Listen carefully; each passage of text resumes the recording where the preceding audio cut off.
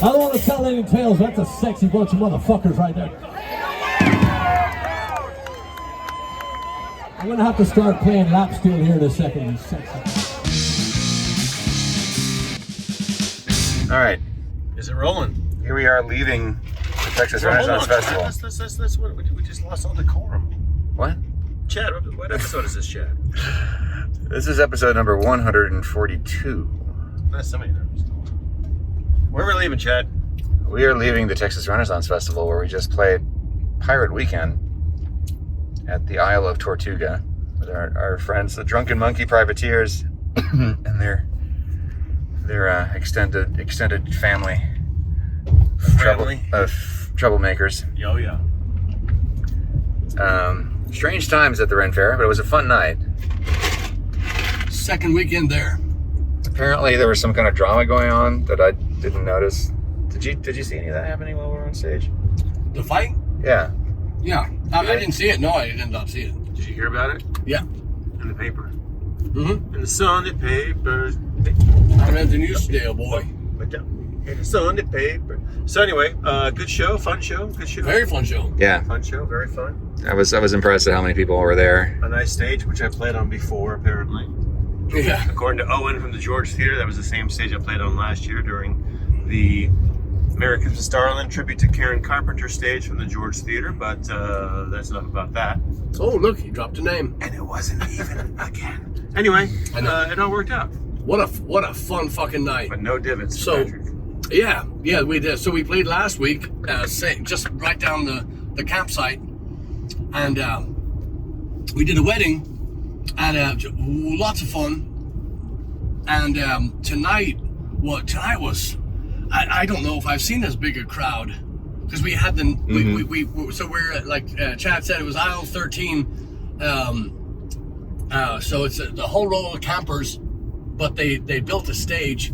And the stage was phenomenal. I mean, Yeah. you could land a fucking jumbo jet on that thing. Yeah. And Massive. they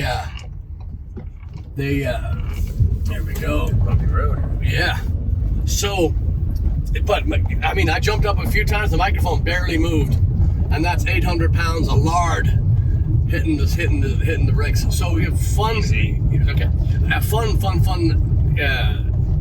Everybody, great mood. So for those who don't know, this is the Texas Rennaissance Festival, and these punters have been out in the sun all day, drinking and walking. I mean, there's no AC, there's no ye old air conditioner, there's no recycled air unless you get behind a big. Anyway, we'll stop there. So everybody that was there was at the fair, and they don't care, and they had to Wait, what? there. Yeah, but no, everybody was there, and they were just. It was such a festive. I mean, just there was so much energy. I really did. I thought we were going to catch them. Play a ballad. No, we didn't play one fucking. I mean, seriously, there was nothing. There was. I mean, I didn't see the fucking ground. It was mobbed. And they were singing and they were dancing. Mm-hmm. So hopefully we'll get some recordings out of this. Maybe post some, clip. But they sang their yeah. So, but yeah, visually and lots of singing along, sonically, lots of wenches and pirates. And yeah. A lot of familiar faces out there. Some people hadn't seen in years. Yeah. It was really cool. Yeah. From Houston, Austin, Galveston, Vider was Dallas. There. Mm-hmm. Longview. Vider, yeah. Who was Vider? That blonde gal with the huge tracts of land. The girl was at the end of the Who was buying a shirt? Was hanging out, yeah. Okay, yeah. Hanging out. Who wasn't hanging out? Exactly. Yeah, very, very cool. Ooh. And then what a fun night. Very, very, very fun. Yeah. I forgot to eat, so the songs were a little bit fast. I think we all forgot to eat. Good times. So what's next? So kids, where we left you last week, we were talking about biopics. Yeah. Why and why not? Yeah. And we were talking, I think where we left it was, we'd all pretty much agreed no. Well, why is it? It's why is it so frustrating? You think for us particularly? We talked about this. You mentioned this in the last episode that we're very, very, very, very close to obviously this line of work. I really want to see a biopic done well. Yeah. And it baffles me that they don't consult musicians more, which is. And I know you haven't seen the Queen pick. The Queen biopic does a fairly good job.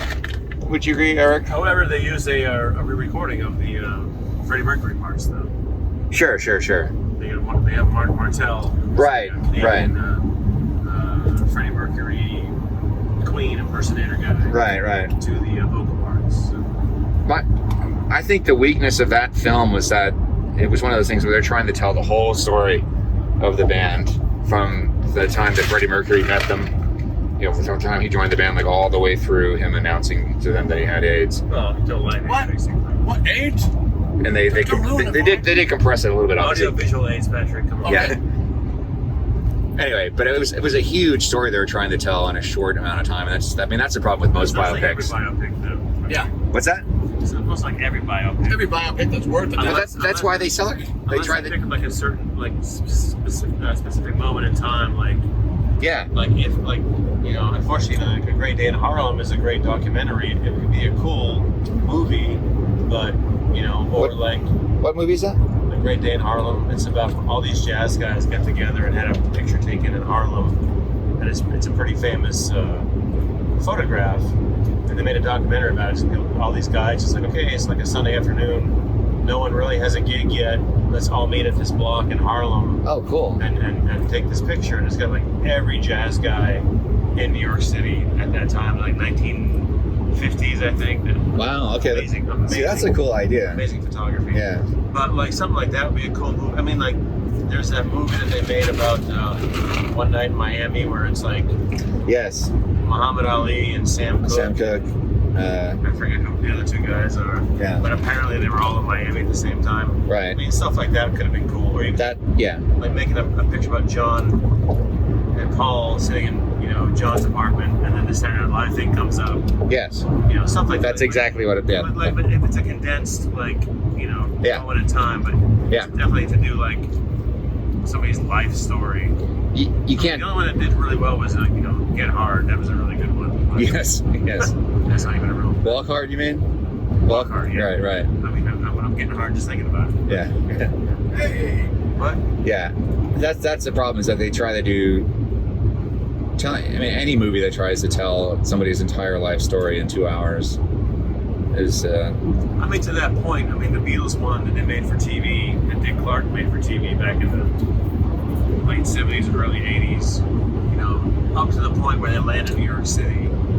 That was sort of... At least that's somewhat truncated, yeah. Kind of, sort of, yeah. Yeah. I don't know, man. Yeah. Like, there was a movie, and this suffered for other reasons, but there was a movie called Backbeat. Did you ever see that? About the Beatles? About their Hamburg years? Yeah, no. Yeah, they at least had the right idea that they were telling a story in a short period of time. Sure. But the music was...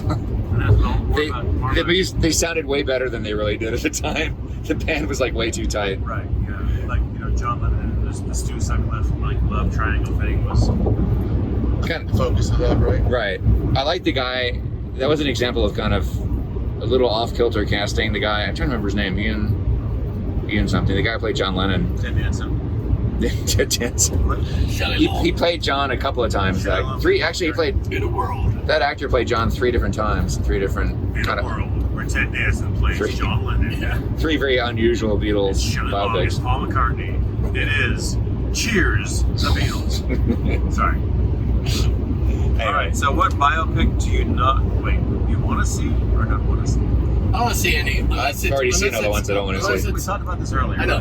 But if I don't want to see anything that's going to be, like you say, 2 hours, and then you've got to put all the fucking ups and downs of I tell you, he's got a great story. Oh, please tell us. Who is it? Surprise us. Iron Maiden, they got a great fucking story. Oh, what a shock. They got a great story, and they have a great, there's so much going on there. There's so many members, and there's so many behind the curtain things that happen that are really interesting, even for the musician or the people that don't care about the band, it's a great story. However, I don't want to see anybody do that shit. We talked about the VH1 bullshit where they did the what's it called, the Def Leppard. Yeah, they did that stupid, and everybody had that the Disneyland Yorkshire accent and go, "Oh well, it's a bit too much, your fucking arm fell off." It's like, fuck off. It's just so bad, and it's so. But then, Lefty. One of the things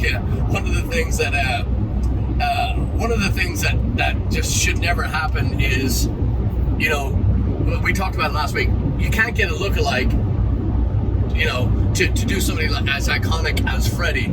However, you have to get somebody that's kind of mildly like it. If you want people to see it that may not know the full story, because then you get lost when you have a guy that looks like fucking Tom Waits playing Freddie. You know what I mean? You kind of lose the plot, and it's But immersion, I think, is the word. There's no sense of immersion. You need to be able to get lost in the story. Put a gun against his head. See, we got Al Pacino in here. That's my Tom Waits imitation. Oh, sounds like Hulk Hogan. That sounds like Hulk Hogan in a blender. Brother. Title. There you go. But and a lot of people don't know this, but the Human League have a biopic, and it's called The Sound of Music. Did anybody ever see that? No. With that? No. What? I'm just kidding. Hold on. Anyway, so The Human League, actually, they do have an interesting story. I don't care. We're not. I don't care. I mean, even if they did, I was completely making it up. I don't know anything about it. To me, it always sounded like the guy who was monotone. Yeah. The singer was like real monotone, and the songs never, I thought the keyboard parts were kind of, anyway, so yeah. So it's just boring. It's fucking boring. So don't stay out of that range. So, well, he wasn't a musician, man. That's the thing. Good. Then you make the movie, and we'll make sure. I was saying that they were successful out of sheer determination, because that guy. Okay, so back up. So did anybody know? Did anybody notice tonight? I go, fuck it, man. Human League. He started it. Did anybody notice a little extra Sabbath in the set tonight? I did. A little bit extra. Yeah, it was funny. It's like, fuck, I couldn't remember the. I know. I was laughing because I was like, the song that is so fucking ingrained in all of us until you pull it out. I was like, I was laughing at you, Chad. Yeah, well, we did used to play the whole song, and I'd spin it. Oh fuck, we're doing what the fuck shit. That was the Paranoid. It was the Paranoid. Where there's only like 2 extra chords. I couldn't remember what the fuck they were. I know. You made it eventually. Yeah. Here we got there. But and they talk about a great fucking story when you start with Black Sabbath. Now, Tony Iommi's book to me was just boring as fuck. I went to the shop. Oh, you went to the shop. I'm gonna put some peanut butter and I put it on my bollocks. So it was it was so cut dry. But they have a great fucking story. Yeah, they do. The backstory for Sabbath is amazing. Same with Deep Purple. Same with fuck Led Zeppelin. But if you went into all that stuff, anybody that's not even a fan would like the movie except me. So I was wrong. Well, I don't want to say I was wrong because that never happens. You're mistaken. But yeah, you guys were mistaken. Yes, the last episode when you heard me say that. So there must be some kind of a resemblance. But I don't want to see that cocksucker trying to be, like the aforementioned Elvis or Bowie or Lemmy or somebody that's godlike. You don't want to fucking. Yeah. You know what I mean? About that. We talked about Bowie last week, and I was thinking, my immediate answer was no, don't do it. But then I started thinking about it more, and you were saying earlier did you change your mind? Before we played the gig, you're saying we should talk about what's a biopic that we do want to see. Yes. What? Okay, so we were talking about the best ones seem to be the ones that tell shorter stories, like in a shorter period of time. All right, so Bowie, there's so many stories that people want to see. Obviously, everybody wants, then show me Ziggy Stardust, all this stuff, the obvious shit. What I want to see is this would be a good story. It would only span a few months or maybe a year or 2 years or something.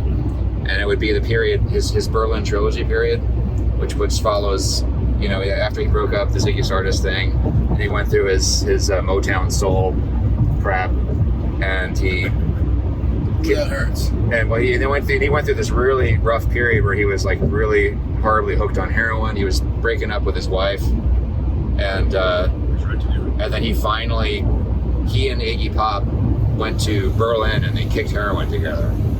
And then it was around that time that he did Low and Heroes and Lodger, those 3 albums. But that's also when he just kind of stopped leaning on this crutch of playing, like pretending to be somebody else. And he just kind of did what he wanted to do from there forward. Sounds like somebody just wrote a biopic. That's so I think very niche audience right there. Yeah. Well, I think it would be kind of an arty film, and I think that would be a better way to do it instead of making this big thing. Because Bowie was an arty, weird guy. No. And I think that would be a really great angle for it. And the culmination could be him figuring out, writing the words to Heroes was kind of a process. And the climax of the film could be him finally finishing the lyrics of that song and then tracking the vocal, and that would be the end of the film. He just kind of finds himself and moves on from there. I think that would be a really good story. Fade to black end scene. Yeah. All right, I'll call my Hollywood people in the morning. Yeah. I did think of somebody that could play Lemmy as well. Yeah. You had mentioned, what's his name from Eric? What was it? Who's the guy? The guy you said you came up with the idea to play Lemmy last play week. the Jew in Peaky Blinders. Come on. Wait, what? I can't hear you. The guy you had an idea for somebody to play Lemmy last week. That was a whole week ago, man. I know. Come on. Yeah. But anyway, It's the guy who was I've done some shit since then. It was the guy who's in the Tom Hardy. Yes. Thank you. Yes, there you go. Tom Hardy. Yeah. I thought of somebody else that Yes. could do it. There's Javier Bardem. Why? Because Oh yeah. I just kind of see that face is kind of that. Yeah, but he can't talk English. Oh yeah. I don't know. With an accent? Yeah. Oh yeah. I think so. Anyway, I just thought visually that guy could do it. Tall, kind of got that. Maybe, yeah. He's a little stockier build, but he's anyway. I do want to tell you something. Just a quick insert here. You guys will get a kick out of this. So I called my mother. She lives in Dublin, and they are 6 hours ahead. And so it's never really a challenge to catch her because she's a night owl like myself, so you can call any fucking time. So as soon as it gets dark, that's usually when I call her. But I called her about 3 or 4 times, and I was like, I said, so I kid you not, she called me back yesterday. Today is Tuesday. She called me back yesterday, and she said, she goes, I'm sorry I missed your call. Calls plural. She said, but I was listening to episode 141 SlapperCast. So Nice. I said, if you ever need to get out of shit, that's how you do Just it. say you're listening to our Yeah, show. I was just going to slap it really fucking loud. Thanks, Mom. Anyway, so I just thought that. Tell your mom I apologize. She knows. And just another thing about tonight too. So we're playing. This is back now at the Texas Rennaissance Faire at the campgrounds, and great fucking stage, by the way, and also a brand new banner from the Drunken Monkey. Yes, thank you, Ted and Jennifer. Thank you. Zach. It's fucking gorgeous. Anyway, Shiny and new. yes, it is. Just like me. So, so anyway, there's 2 girls at the front of the stage, and they're grinding on each other. And I think grinding. Thank you. Sorry, that's a long walk. No, seriously, I think it was in the middle of a song, but I said, that reminds me of my mother. And that's right. Yeah. they got really offended. I was like, hey, if you could do that, I could fucking do this. And yes. So, but I just want to say that my mother does a lot better than they did. Anyway, so does. carry on. Yeah. Yes, she does. No, but Okay, so what band would you, besides David Bowie's Low period, what band would you like to see a biopic of? Just like what band would you like to see a biopic of? I mean, just because I know some of these backstories, I would love to see the Lemmy's got a great past, I mean, and he influenced so many fucking people. People don't know that he was a speed reader, and he was a giant when it came to writing hits. He wrote a bunch of Aussies hits. He's co-written with just untold, hundreds of top class. He covered Heroes by Bowie. But I mean, he just in his whole life was, starting at before Hawkwind, that guy was making, I think it was £1,000 a week. This is back in the 60s. Yeah, £1,000 a week. This guy was making, and it's just, and it was obscene the heights that his bands got to. The something preachers and the something, they had a bunch of different bands, but Hawkwind was his low. And anyway, so sorry, I'm starting to write the pick. So I'd like to see that, just because it is, there are so many people influenced by Motorhead. Without Motorhead, there was no Venom. Then there was no, all those heavy bands. That there was no Metallica. There was no, without Motorhead, there was, it's so good, and it's all based in fucking rock and roll. It's all based in, in true, he didn't try to do it. He just stayed in that fucking thing. We got Motorhead. We play rock and fucking roll, and that was the opening. Yeah. To every show. And just Heart of Gold, that guy too. Just such a nice guy. And he's, the fact that that's still I think one of my favorite music documentaries I've seen is that one about Lemmy. Called Lemmy, that he did. Yeah. That was the best one. No, it was great because he doesn't put any fucking gloss on it. He doesn't do any. I kind of forgive him for playing with Dave Grohl, because Dave Grohl was doing what he was supposed to do, is play fucking drums, and let me do it. But I love the story too, where the Darkness, I think that fucking gimmick band, and that's what Lemmy had called them, and I love that story where they were saying, because if you're in rock and roll and Lemmy gives you the nod, that's a big fucking deal. Yeah. They didn't get the nod. No.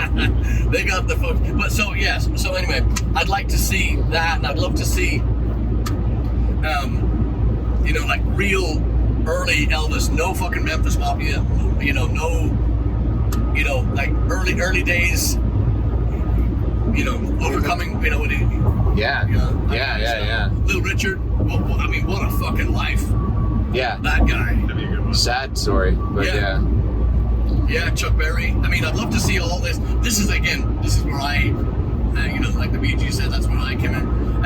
That Bee Gees, that's another great documentary. If you like, even if you don't like music, watch that fucking thing. You want to see guys that know how to fucking put a song together. Yeah. God. And there was one I saw recently that was actually pretty good, because they did a lot of studio stuff. It was one about Brian Wilson. Because his studio work was so well documented, they were able to kind of dig in and kind of recreate a lot of stuff. That's really cool. The Bee Gees has to be that. You got to show them working on like nose to the grindstone. Coming up with all that brilliant shit they did. Especially like through how they kind of made, they kind of conquered disco. Disco was already a thing, and they kind of took it, in this completely different, perfected direction. Yeah. I want to see it. Same thing with ABBA too. That would be kind of interesting. Yeah. Interesting story. I want to see behind the scenes with ABBA. Both of those bands kind of dominated that whole genre. Yeah. Kind of thing. And I think Willie Nelson, Johnny Cash, all those people have just wonderful stories, and their collaborations too. The people that they rubbed elbows with and wrote with and influenced and stole from, and just genius stuff. The thing these filmmakers got to get right is they've got to have actual experts consulting on the movie. You got to have musicians. You got to have people like music historians who actually know how this shit happens and how it happened, and just get it right, for fuck's sake. It shouldn't be that hard to tell these stories, because they're right there waiting to be told. Well, I think another thing is too, and I could be wrong on this, but I'm guessing a lot of the times it's families stepping in and saying, no, don't tell that part. So the families will come in and they'll say, no, let's leave out that's the part that they want to fucking see. I'm sorry that he was, right. That Ted Nugent was fucking an underage, married an underage, whatever. I guess, you know, unfortunately, that's your, you know, that's the way you went. Yeah. So, Well, that's one of the reasons why. I mean, I don't think either of these Bowie films would have been any good if they had gotten the rights to use the music. But there's a movie called Stardust that came out recently that had no rights to use any of the music, and of course it was terrible. That wasn't the only problem with it. Apparently, I didn't see it yet. And I'll watch it just so I can see how bad it is. There's another movie called Velvet Goldmine that came out in the late 90s that was supposed to be about the Ziggy period. Yeah, really good music in it. But they couldn't get any rights to any Bowie music, so they had to make it fictional. It was still about Bowie's period, but it was, again, Bowie rejected it because he didn't like the script. It was a terrible script. It was one of those things I was complaining last week about how people try to, they just see Bowie for the surfacey stuff, and there's no depth to any of his character in that movie. Yeah. I'm certain that's why Bowie rejected it. So, but you can't tell the story. Like the idea I had, you have to have the rights to the music in order to tell that story. Yes, if you're gonna watch anything, it's got to have the fucking music in it, because that's half the thing. I did not see, nor would I ever see, nor do I give a fuck about Elton John, so I wouldn't see that piece of shit that came out. I haven't seen that either. And somebody was saying, oh, it wasn't, and it came out, I guess, right on the heels of the Freddie story, or the Freddie movie. Afterwards, yeah. So, I mean, fucking strike it down. I mean, I could not. Well, I've never liked his music anyway, but I just couldn't care less. And then, especially not after a movie like that did so well. Yeah, I think that was one too. I think Elton was directly involved in that too. That he had his blessing. That film. I don't know. I didn't see it. It was fun. Oh, I know. Oh, you did see it? Yeah. It was kind of hyper real too, right? I mean, it was like kind of not. It filled a couple hours of time. But it was like they told it like a fantasy story, right? Like it wasn't really. It was like. Yeah, like some of the songs were kind of out of order as far as like timeline kind of stuff, and like he was like a 10-year-old singing Saturday Night's All Right, like to his grandmother in a bar somewhere, which didn't really happen, but okay. I think it did. But, I'd like to see a police one. The police would be great because that's a short story. Yeah, I mean, it kind of is. Yeah, but they're really only like what 3 or 4 years, right? Thank you. That's right. Oh, yeah. The police story would be great. A lot of arguments. There'd be a lot of scenes with arguments. There's like 3 or 4 documentaries that they've done over the years, including Andy's newest one. So it's like there's plenty of footage to kind of glean. Yes. And the fact that they haven't changed to this day. They're all still the same. Right. They all still kind of look the same too. Yeah. You kind of think that they wouldn't get in the way of that either, because they were really kind of vulnerable, or like not vulnerable. You know what I mean? They were pretty open in that documentary they did about all the conflicts that they've had. Like the story. I want to see this scene played out on screen of that instrumental. What was it? Camels. That instrumental that Andy Summers wrote that they hated. You know what I'm talking about? That really weird instrumental. It's on one of their, not their last album, the one before that. Sting hated it, so he didn't even play on it. So Stewart helped Andy finish it, and then because Sting was so pissed off that they did it without him, and because he hated it, he went and found the tapes and buried them in the yard outside the studio. So they had to go and dig it up to put it on the album. That's an old Sting. I would love to see that scene. They had so many rows, so many arguments and fistfights and shit. That's got to be a fun movie, fun story to tell. Yeah. Gordon, fuck off, Gordon. They loved and hated each other. Yeah.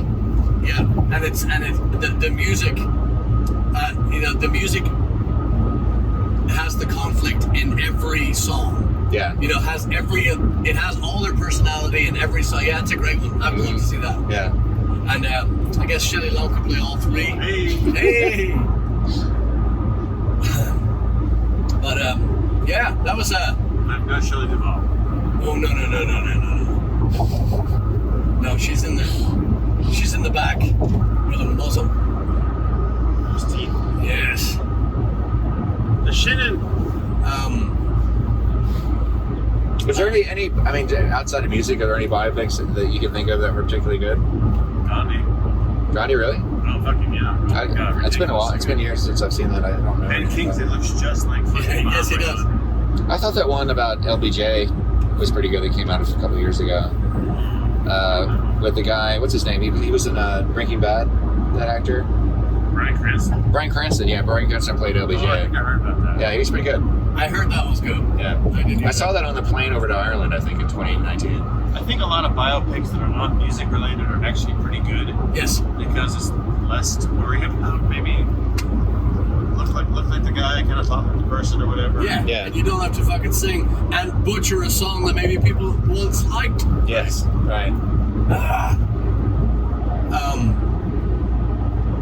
Yeah, so many, so fucking many. My head's you know, Have you seen Gandhi Check? I think I saw it when I was a kid, but that happened so long ago. What's wrong with me? well, he's hungry. Where can I start? He's hungry too. Yeah. He was vegan? Oh. I'll watch it again. Yeah. I'll look it up. Homework. It's really good. Yeah. Okay. Sorry. I believe you. Lawrence of Arabia is fucking awesome. I'd like to see those kids back when they were kids, but the Sean Penn, the Tom Cruise, and all that shit. I'd like to have like the Rat Pack version of that.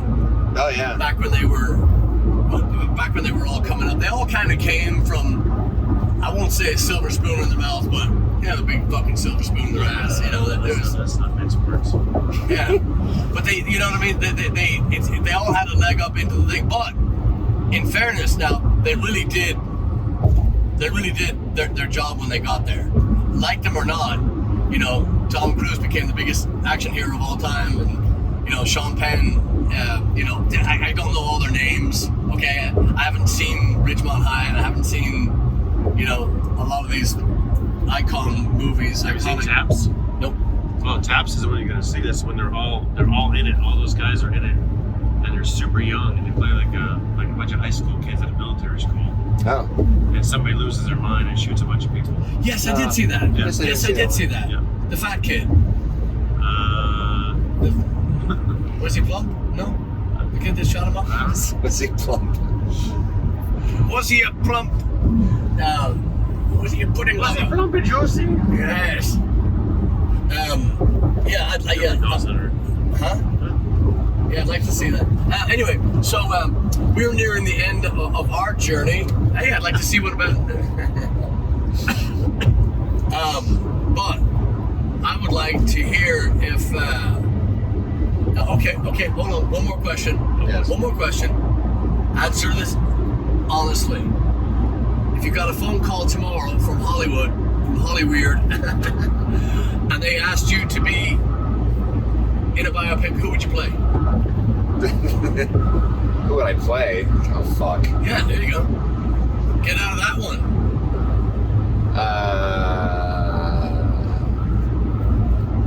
Who could I play? Tell yourself I didn't sing, right? No. I could do Peter Gabriel maybe in his later years. You'll Which would be a really boring movie. John Luke Picard. Yeah. That's fun. Eric, who would you be? Stephen King. Stephen King. We need to kind of the same hair. Yeah, I could be Carrie King. I would be, Ted Nugent. Lemmy. I could do a Lemmy. Yeah. You can kind of pull it off of it. Yeah. Be Steve Harris. Hey, what non-Lemmy role would you take? Not Lemmy role. I don't know. Actually, I could lose a few pounds and be a John Lennon. The hippie years. I've done it before. Yeah. So Stephen King, what band was he in? Flock of Seagulls? We're doing band movies. Oh, gonna be a band person? Yeah. Oh, fucking hell. Yeah. Made it hard. Dave Clark? Who? He's already made his own movie. Dave Clark? The Dave Clark 5 drummer? Ronnie Tutt. Ronnie Tutt? Oh, too soon. Tut. Yeah. Anyway, that was fun. We are out of time. As I don't know if anybody watched the Doug Stanhope podcasts that we kind of reran. We kind of shoved them back out there again. But he is going to be in Houston next week, November 2nd, Thursday. Yes. November 2nd. There are tickets available. It was the 4th. It was 4th, excuse me, Thursday the 4th of November. That's right. Yes. That's right. So if you have any interest in seeing my or our opinion, one of the greatest comics of all time, I would highly recommend the Improv Thursday, November 4th, Doug Stanhope. Should still be some tickets available. A whole bunch of us are going. Do yourself a favor. Yeah, next week, the episode that comes out ahead of that night, we may have some new stories about Doug. Yes. Or Patrick may have some new stories about him. Yes. What was I going to say? Oh, yeah, remember last week I said, heads up, Florida? Might have some news about Florida? Yes. We have news about Florida. We got Florida news. So we're going to be in Punta Gorda. Yeah, Friday is Jacksonville, Lynch's, Jacksonville Beach. And Saturday, Sunday, Celtic Ray in Punta Gorda. And we're going to have, we might have another show there or two thrown in. So stay tuned. And thanks for listening. And we hope to see you all soon. Indeedly. All right. See you guys next week. There you go. Right. There you go. There we go.